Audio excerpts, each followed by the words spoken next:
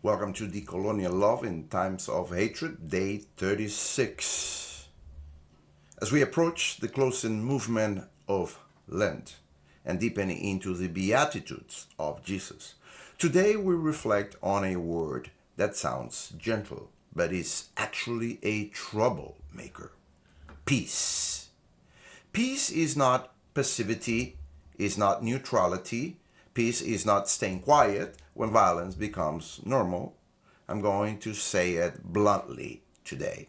Peace is the courage to refuse and resist any systems and any nation that profits from war and human suffering.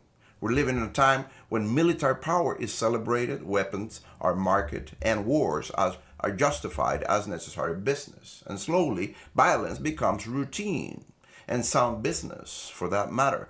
That becomes statistics, and human lives become expendable.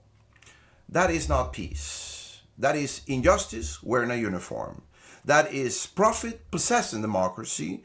That is ideology masquerading as law and order. That's the ultimate weapon of control and mass destruction.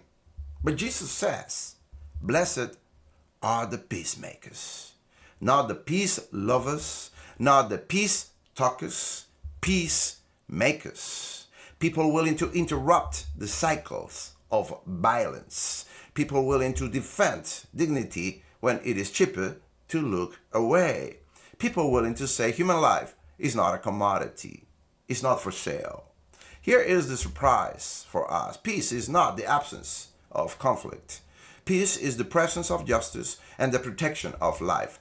So today, Lent asks us directly, where am I benefiting, even indirectly, from systems that normalize violence? And what step can I take to protect life rather than profit? Friends, peace begins when we refuse to make human suffering a business. See you tomorrow.